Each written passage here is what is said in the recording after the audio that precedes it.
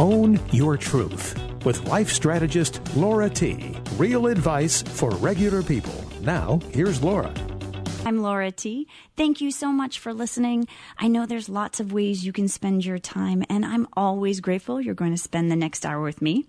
So grab your favorite cup of tea, a comfortable seat, and let's talk about this week's topic, the death of common courtesy.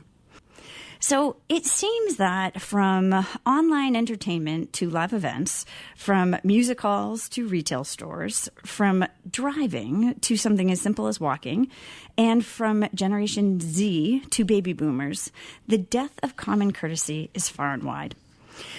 So, as with any death, I thought it appropriate to offer an obituary.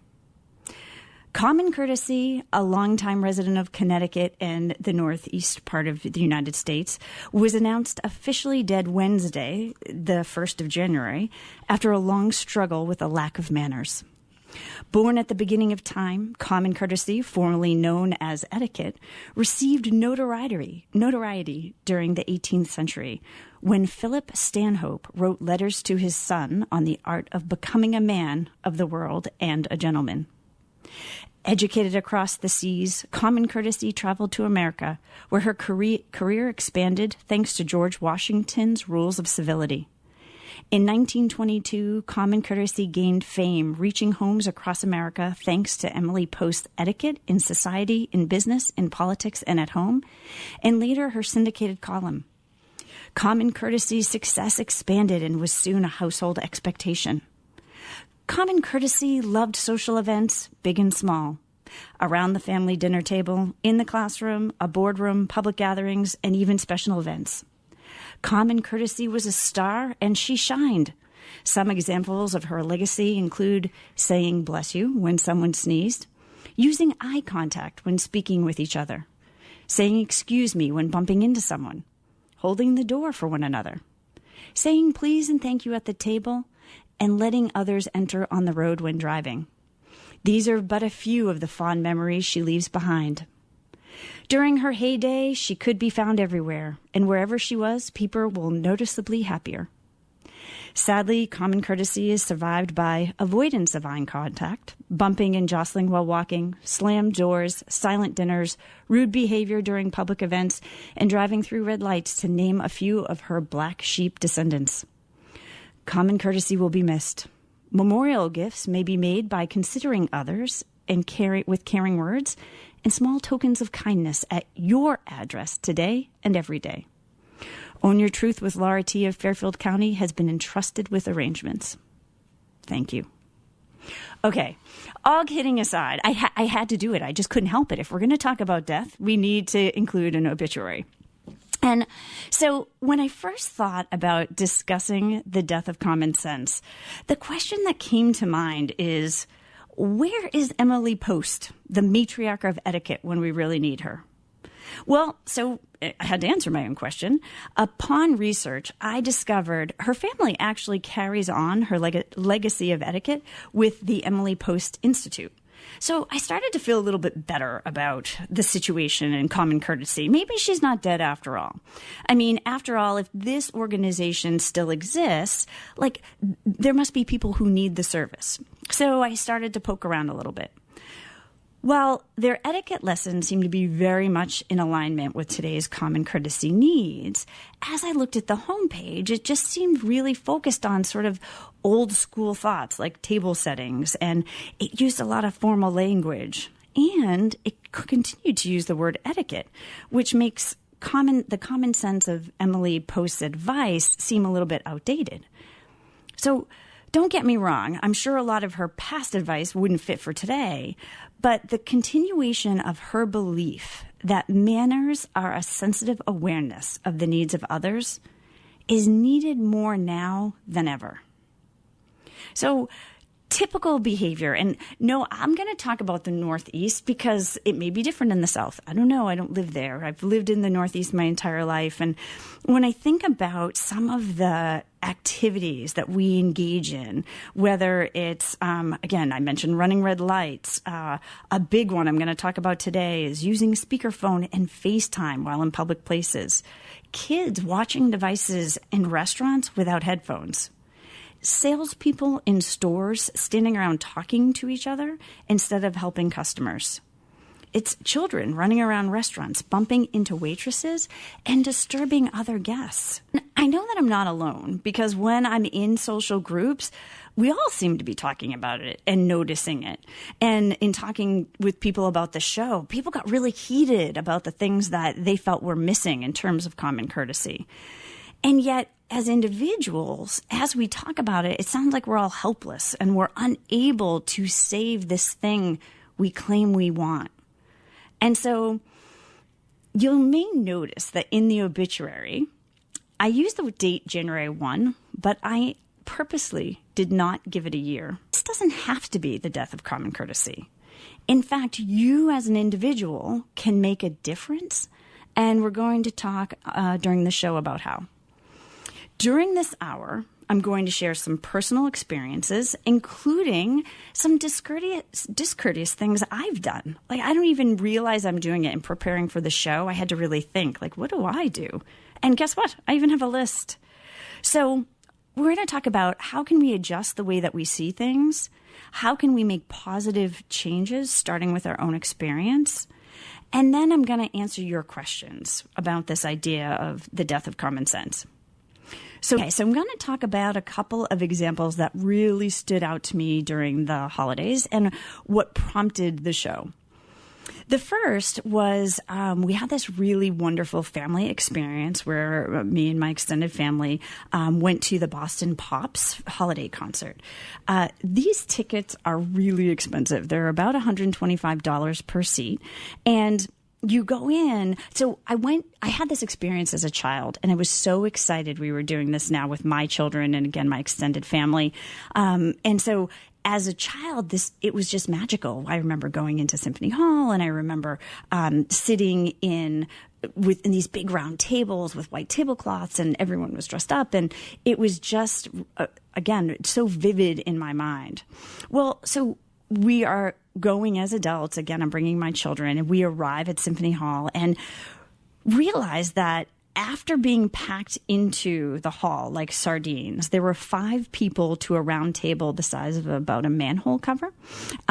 It appeared that it was more important for the organization to sell alcohol and food during an 11 a.m. performance than it was to consider the enjoyment of the performance by the attendees. So that performance, by the way, was only 70 minutes long. So if people couldn't wait, and they sold beverages and stuff before the show, and I guess for 70 minutes, people couldn't wait to eat their food or get additional drinks. So if you can't even tell on how I'm describing it, I started to create a story about this experience while I was sitting there. And we were sitting sort of toward the back on the floor. And there were waiters and waitresses walking in and out of these tightly packed tables, carrying trays of food and beverages, typing on their iPads throughout the entire show. So I thought it was really interesting that meanwhile, guests were asked not to use cell phones, obviously for recording purposes, but I also assumed because the lights went up and down according to what was happening on the stage, that it was because it would impact, people being able to see as well. And yet the waiters and waitresses had their iPads and were taking orders. So I was so frustrated. And know that I loved the performance itself. The music was as magical as I remembered it. And they even did this Polar Express scene that was better than anything they'd done when I was a kid. It was wonderful. And yet I left the show and had to do like breathing techniques to calm myself down from the frustration I felt. So listening to this, let's break it down. It's important to remember in any situation we have 3 choices. We can blame, we can change our perception, or we can change our procedure. Keeping in mind most people blame because it's the easy thing, right? They blame circumstances, they blame the economy, they blame technology, they blame other people. It's easier, and we don't have to take personal responsibility. And clearly, that's what I did. I let the story I had about the commercialism of Boston Symphony Hall build so much that I didn't enjoy the show. I blamed them for allowing this to happen. And because I let it build and build throughout the performance, I impacted my experience. They didn't. Now, a month later, I can clearly see that was my choice. So the question becomes, what could I have done in that moment? Well, first and foremost, let's go back to these three ideas, right? I have an option. I can blame, I can change my perception, or I can change my procedure. First and foremost, I had to change my perception. At the time of the show, clearly there was nothing I could do. I was going to have no control over whether or not the waiters and waitresses sold items during the performance. That wasn't my call. As much as I would have liked it to be, it was not my call. So the only thing I had control over was how I felt about it. Had I found ways to work through and or ignore the situation, my experience would have been different. And that's on me. That's my responsibility. Second, I could have changed my procedure. At the time of the show, I thought that, oh, I'm going to show them. I'm going to do a radio show and talk about Boston Symphony Hall. And I'm going to show them about common courtesy. So, because I was still reeling over this experience, and obviously I am talking about it, except what I didn't realize until I was preparing for the show was that in publicly blaming, instead of doing something about it to make change, I wasn't really changing my procedure at all.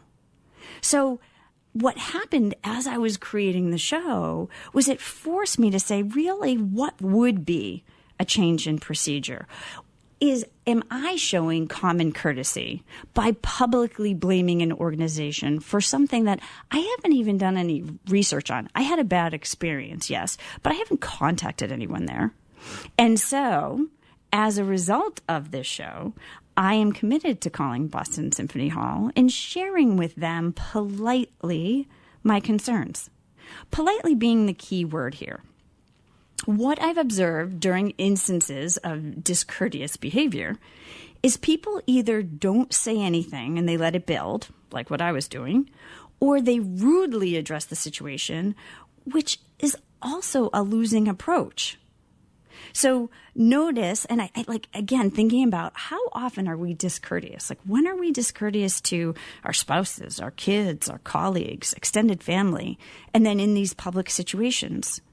And keeping in mind that when we come back at a situation rudely because we feel like, oh, well, this is how we're going to show them, it's important to remember that when you push people, it is natural for them to push back. I've talked about this before on the show, is when we push, it's our body's instinct to push back so we don't fall over, right? So if someone pushes on you, you push back to stand up straight. Well, it's the same thing emotionally, except in the moment we don't realize that's what we're doing.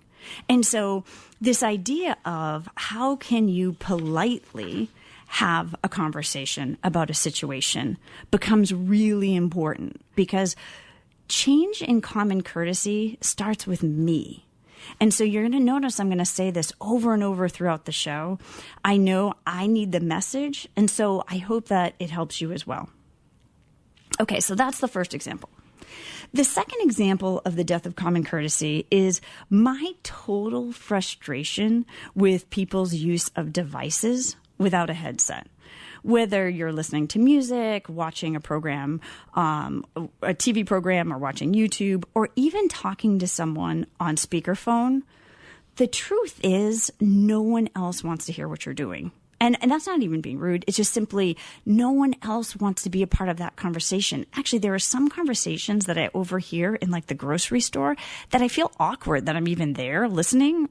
And I'm not quite sure why I feel awkward, because they're the ones having the conversation. If they feel comfortable enough, it shouldn't, impact me. And yet I find myself walking down a different aisle. So this is something that I have to work on regularly. And so let's break down my current approach, which is not working. I have asked to move my seat at restaurants at least once a month because someone near me is watching a movie on high volume without a headset or FaceTiming a friend or family member. So here's the issue, is I'm never speaking to the person directly. what I've been doing is I go to the waiter or manager because in my mind, they should be setting the standard for their customer experience, not me. So I go, okay, well, I'll go to the manager. The problem is by the time I'm at that point, I'm so fuming. I'm also sort of afraid of how I'll behave talking to someone. So I kind of, okay, this is the safe way to go. I'll, go talk to a manager. Well, let's be honest. It's time for me to put on my big girl panties because much of our lack of common courtesy is a result of us not talking to each other. And, I use this recent example I had. I was in Oregon, staying at this fabulous place, and I was in sort of a restaurant bar. And this gentleman was watching a TV show really, really loudly. And I never went up to that person and asked them to turn it down. I simply went straight to the bartender and complained and asked to move my table. So I'm not suggesting that. So my thought was, okay, well, I'll go up to the person. And in thinking that, I thought, well, I mean, really, if someone is alone in a restaurant on the beaches of Oregon, would they rather be watching an iPhone in a public bar than eating with someone? And so this isn't to say that I'm going to go invite myself to their table, but in hindsight, instead of going to the manager and asking for my seat to be moved, I should have talked to the gentleman. And here's a key point. This goes back to being polite. It didn't have to be confrontational because remember, confrontation is what I would have brought to the conversation. Talking to someone doesn't have to be confrontation, even if you're addressing a situation that's concerning to you. And so I had to come up with a scenario. How could it have gone? What could I have said to this person? Well, I could have said, hi, how are you? And then introduced myself. I could have continued by saying like, hey, listen, I couldn't help but overhear your show. What are you watching? Is it any good? And then at that point, I could decide to ask him to turn it down, or maybe I could continue the conversation. That would have been much more productive than what I did. Because in the end, me holding on to that and not saying anything and having to be moved was so frustrating. And I didn't give him the chance to be courteous. I automatically assumed he wasn't because I have a rule with how people should act in restaurants. So when I owned my own truth at the time, I had to think about why didn't I go up to him? I'm not afraid to approach people. I'm pretty friendly. But at the time, I couldn't be bothered because I was at a conference. The conference started early in the morning, and so it started at 5:30, and then we had an 8 o'clock session at night, and so I was just getting dinner in between. And so I had to own that. The truth was I couldn't be bothered in the moment to have a conversation with another person. This is when I have to recognize my own contribution to the death of common courtesy. I mean, think about it. Have you ever done something and not thought about how it would impact others? I know I have. And so after this week's Musical Artist of the Week, I'm going to share some of the things I've done unintentionally that are totally discourteous. And I'm sharing those in hopes of helping you recognize that some of the things you may do as well that you don't intend to be discourteous actually are. Because when we think about bringing back common courtesy, it has to start with me and it has to start with you. And so we'll talk a little bit more about that. Again, after this week's Musical Artist of the Week, which I can't wait to share. This season, I'm pulling out songs from my favorite people. This song, Gaslight, is by Parkway South. You know them because they're a regular featured artist on the show. And this week, I chose their music because I had the honor of working with Mike, the lead guitarist of the band, as a client. And I happened to come across a recording of our first session. And it was so crazy to me that in 2013, he wasn't playing much music at all. And now to hear his sound and to know he and his super talented wife, Heather, made the move from Connecticut to Nashville to follow their passion. I'm so honored to know them both and excited to play a small part in their amazing journey. I had to share their music again tonight. So here is Gaslight from their latest record, Reckless Enlightenment. Please enjoy.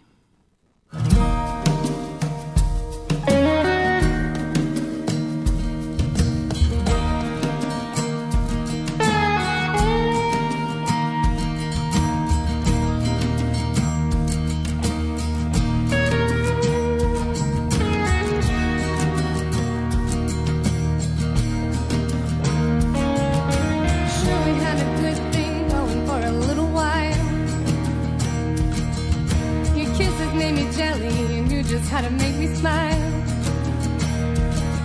But it wasn't long before you made me cry. And I stayed so long you nearly bled me dry. But I keep chasing down the first time. At night I scream your name, romanticizing good times, like in that heart-shaped frame. Forgot about the love crimes when we went up in flames. Chasing down the first high, chasing down the first high in vain. I tried to tell myself we're nothing but a parasite. I tried to free myself, but I was blinded by a dead light. It was so damn hard to make my getaway. When my damaged heart was telling me to stay. But I keep chasing down the first high. At night I scream your name, romanticizing good times, like in that heart-shaped frame. Forgot about the love crimes when we went up in flames. Chasing down the first high, chasing down the first high in vain. And finally, I can see the truth. Yeah, you needed me. Baby, I do not need you.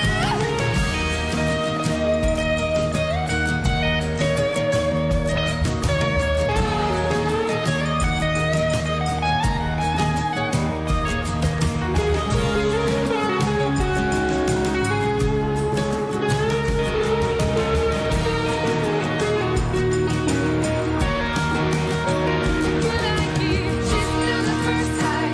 At night I scream your name, romanticizing good times, like in that heart-shaped frame. Forgot about the love crimes when we went up in flames. Chasing down the first high, chasing down the first high, yeah. Chasing down the first high. At night I scream your name, romanticizing good times, like in that heart-shaped frame. Forgot about the love crimes when we went up in flames. Chasing down the first high, chasing down the first high in vain.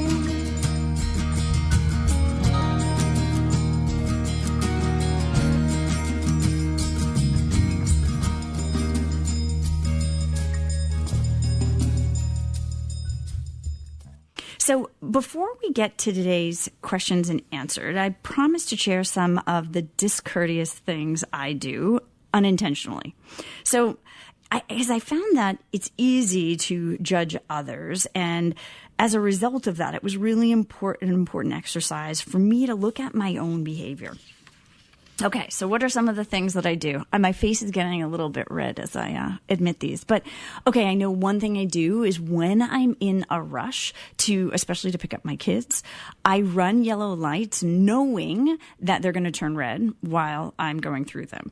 Now, it doesn't seem like much in the moment because I'm like, oh, I'm in a rush. And yet there are other people's safety, especially those people pulling the other way, that I'm impeding by not stopping at the yellow light. The yellow light isn't meant to slow down and stop. And so I know that's something that's discourteous that I do. Something I do is I stand in the middle of the aisle at grocery stores while I'm looking at my list of groceries, or I'm looking at a recipe trying to gather items. I don't tend to text or talk in the grocery store, but I do stand there and I'm blocking the aisle. And again, this is unintentional. I'm sort of in my own world, and, people say, excuse me, and I move over immediately. And yet it's something that I do often enough. I should think about it before I do it. Another thing I do is driving. I tend to be very impatient. I don't let people in front of me during red lights. And so if someone's trying to pull in and there's some space, I tend to kind of get close to the person in front of me. Now, there's no reason to do that. It's not very courteous to do that. And I know that that's something I do. Another thing that I do is I'm on my phone when I'm checking out at a register. It could be at a grocery store. It could be less at a grocery store than like if I'm at like a Dunkin' Donuts or getting coffee. I don't get off my phone to speak with the person who is helping me. And yet, if that person was on the phone as the customer and I was waiting for them, I would think that's terribly rude. And so, again, I had to think about some of these places where I wasn't practicing what I say I want. And those are areas that I need to work on changing. And then the final example is I speak very sharply to people I think are cutting me in line, which, again, it's like, listen, if someone needs to cut you in line, obviously they feel like they've got something, going on. And even if I speak with them, which is fine, how I do it really matters. I don't need to speak rudely to people who are cutting me in line. There was an instance I did it, and this poor girl, I said, the line's back there, or something like that. And she's like, I know, I'm just asking about a size. And I thought, oh, geez. But again, there are these things that we do, and it's recognizing our own behavior. One of the biggest things in these situations that I believe is part of this lack of common courtesy is not saying something in the moment and then holding on to it and letting it build. Like this idea of connecting with each other through conversation, it means that I have to remove my judgment and get curious.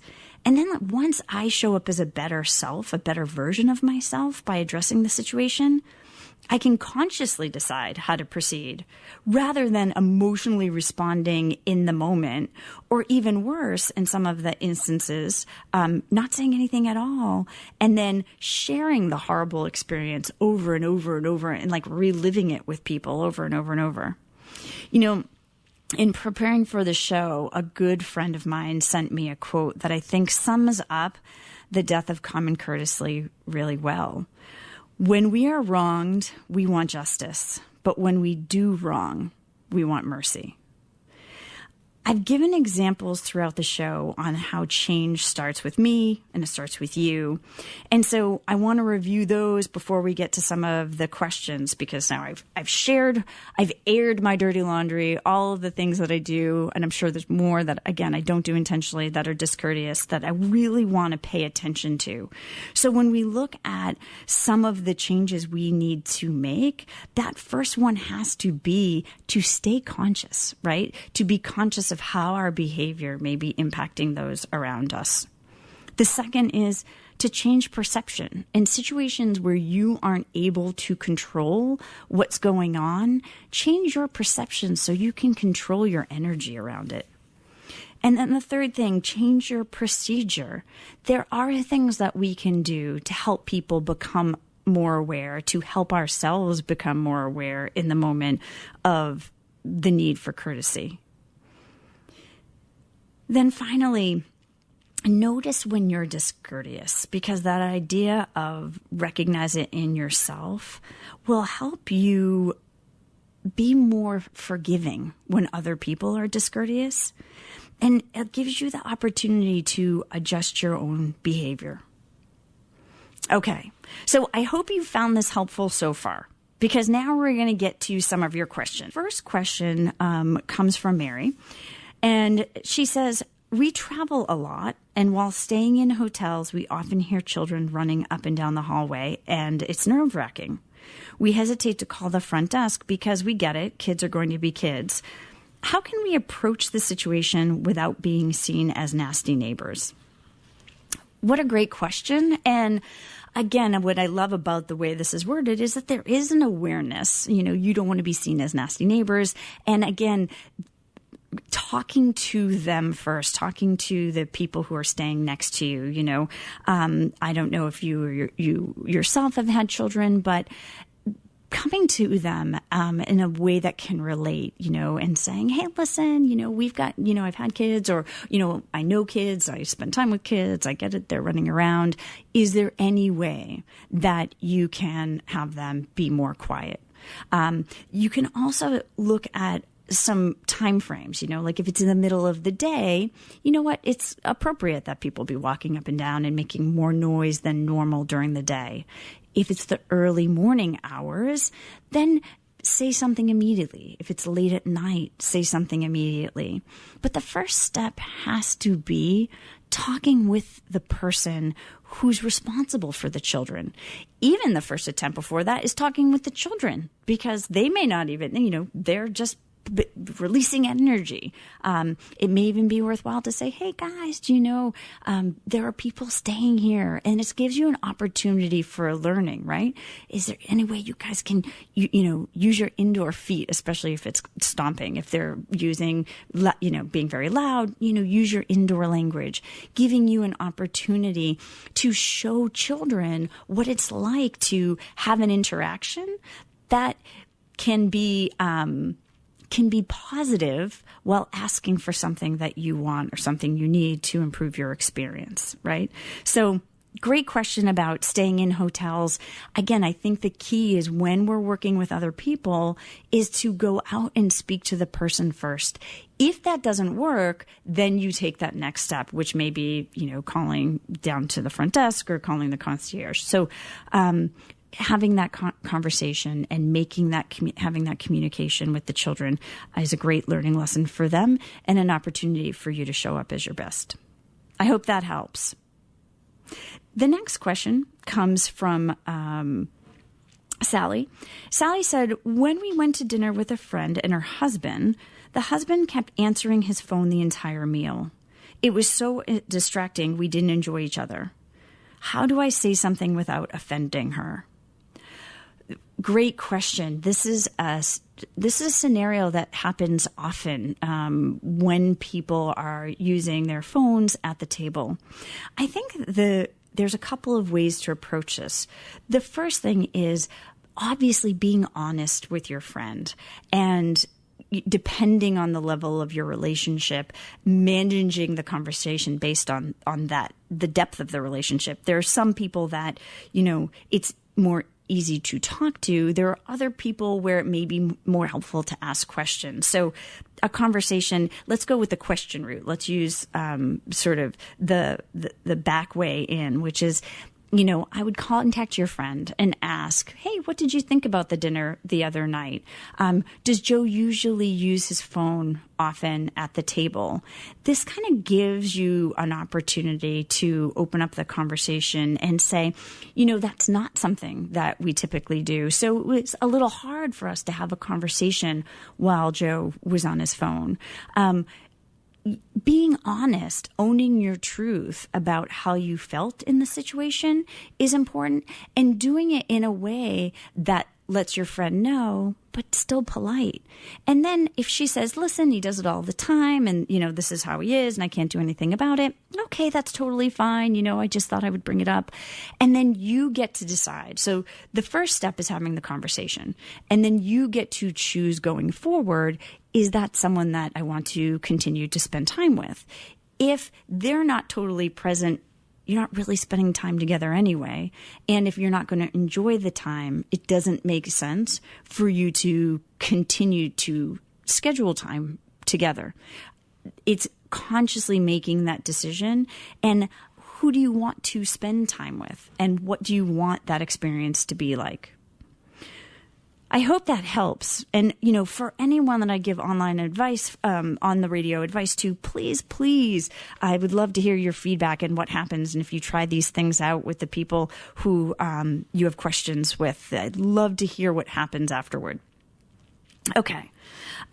So our next question comes from Mary.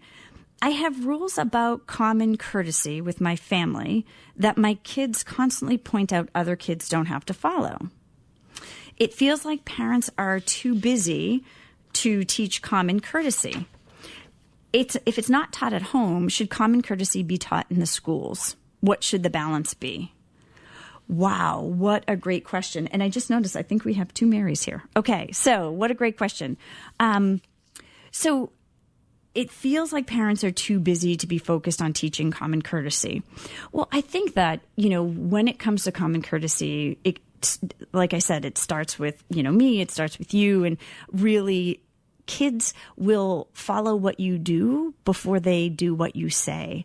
And so the idea that it is being taught at home, right? Or if there isn't common courtesy at home, that it's not being brought out into the public, is typically what's happening. The other piece is, I think that it's deciding, what are our standards and what are we willing to accept? And that's beyond that is in the home, and then it's out in public. And when we're seeing things that we don't agree with, to politely have conversations about them, to get curious and ask questions about situations. I think that that's really where it starts. The idea, should common courtesy be taught in the schools?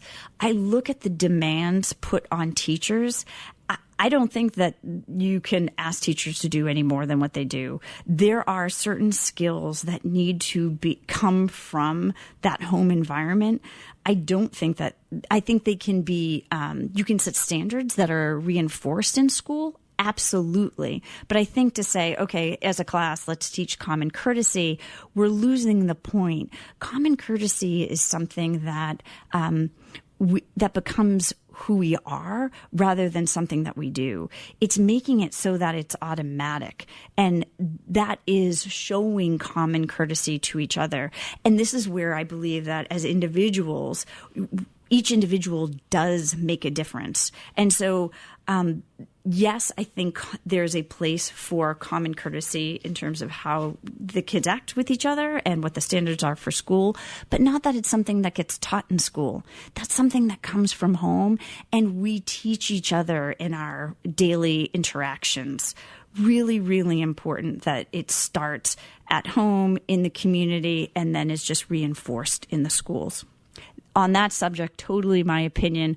I would love to hear what you think. If you have a different thought on this idea of should common courtesy be taught in the schools, go to the Own Your Truth with Laura T Facebook page. I'd love to hear from you. I do have a few more questions from our Facebook followers. The first comes from Bill.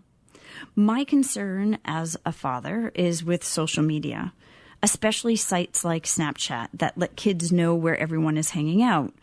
Because kids can easily see they weren't invited, it makes them feel left out. So what's great about this is we're including our actions online as part of this conversation about common courtesy. It is so important. In this, I don't really hear a question. What I will say, and I think that this is an important distinction for people to make, is does someone sharing information, or sort of this idea that common courtesy would prevent them from sharing information, does that fit common courtesy, or is that more inhibiting someone's rights, right? And it's sort of an extreme in saying inhibiting someone's rights. But when you look at, okay, well, then people, in order for people to be courteous online, they shouldn't share pictures of where they are for fear that someone may be left out.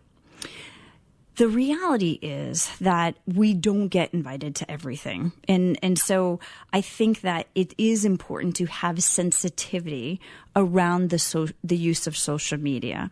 And this is where you as a parent get to decide what you let your children use in terms of social media. In knowing that Snapchat has that outcome, I personally decided that Snapchat was not one of the social media online programs that I was going to give my kids access to.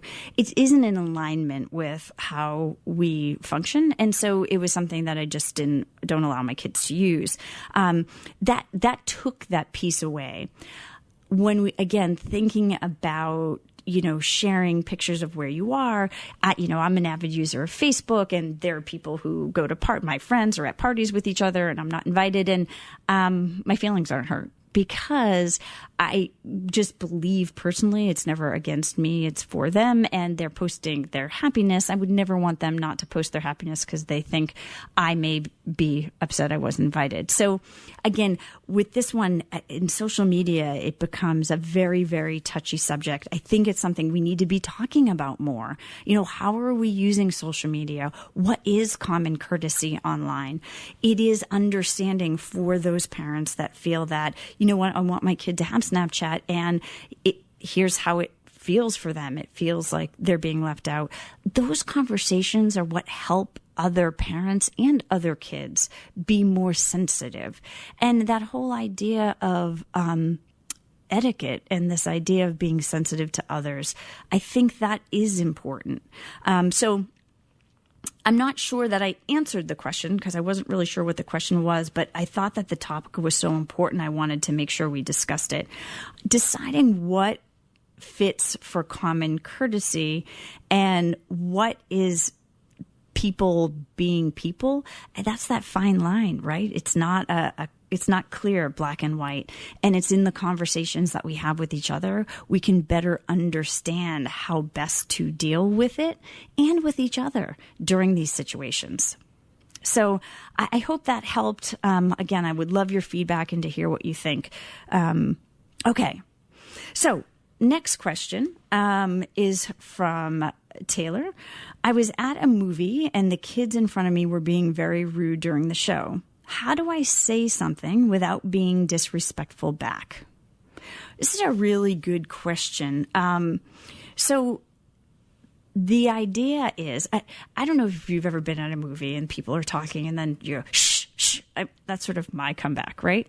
Well, that's not very productive. They know they're talking. You know they're talking. And so it may be going that step further and saying, hey, guys, I don't know if you realize, like, you're interrupting the show for other people. Being really polite and bringing the awareness to them, hopefully that would be enough to open them up to changing their behavior. This is a situation where if talking to them doesn't have a positive impact or change the situation, it may be that you need to go, to the front desk and ask for help from a supervisor at the movie theater. But the conversation with the individuals has to happen first. I think that you can see in my answers, there's just that common theme and communication and talking with each other and figuring out how can we make it better between us instead of going to get, the authorities or going to get someone outside. We've got to open up communication and conversation in order for there to be courtesy between us. So I hope that helps. And again, us talking becomes so important. Okay. The next question comes from Adam, and he says, I'm a student and easily get bored. How do I stop myself from using my phone during a lecture I find boring? This is really a question that hits home because as a speaker and a trainer, there's nothing more heart-wrenching than when people pull out their devices or when people pretend that they're on their computers taking notes and you know that they're not. I just want anyone who uses a device or a computer in a public setting where there's a speaker, don't kid yourself. They don't think for a minute that you're taking notes, and it's totally disheartening. They know you're answering emails and doing other things. Even if you take notes once in a while, we know that you're flipping back and forth. And so on this, it really comes down to self-discipline and putting yourself in the shoes of the speaker. If you're going to this lecture, if you've paid for this class, even if you're in high school and the class is boring, coming up with systems that help you stay attentive is important in high school for your grade. as you get older, it's because if you're going to make the investment of time and you're paying for it, it makes sense that you get something out of it, whatever it is. It could be you learn what you don't like in a speaker, and even if you're taking notes on that, but that you give the speaker the common courtesy of your attention. It's so important. I actually went to an event. Fortunately, it wasn't the speaker. And the gentleman in the front row fell asleep and was snoring or breathing loudly. He wasn't quite snoring. And it was horrifying. It was awkward to be there. And I felt so bad for the speaker because I could feel what it would be like to be in her shoes. So this idea of having a higher standard for yourself and how you show up to events is something that you need to consider. And I will say quickly, on another show, I touched on it was a show on technology, and I touched on a professor who required all of his students to turn in their computers and their cell phones at the beginning of every class. And the crazy part about it was the class was on technology. And he said by the end of the semester, the feedback he got from the students who stayed in the class, because a whole bunch bailed. They're like, no, I'm not doing that. The students who stayed in the class, they learned more. They said things like, this is the only class that I participated in the whole time I was here. And these were seniors. I mean, the feedback was crazy. And the students loved it. And so consider putting away your own device, being your own policeman, so that you get more out of the lecture that you're going to. I hope that topic is one I'm personally invested in. I could go on forever about that one. I hope this helps. I would love to hear, again, your feedback, what you try out, and how it goes for you. Okay, so that is all the time we have for questions tonight. I want to say thank you for joining me tonight and every Sunday night where you stay and listen to the show. Remember, common courtesy is only dead if we believe it is. Change starts with me and you. As always, I love hearing your thoughts and getting your feedback on the show. Visit Own Your Truth with Laura T's Facebook page, and please comment.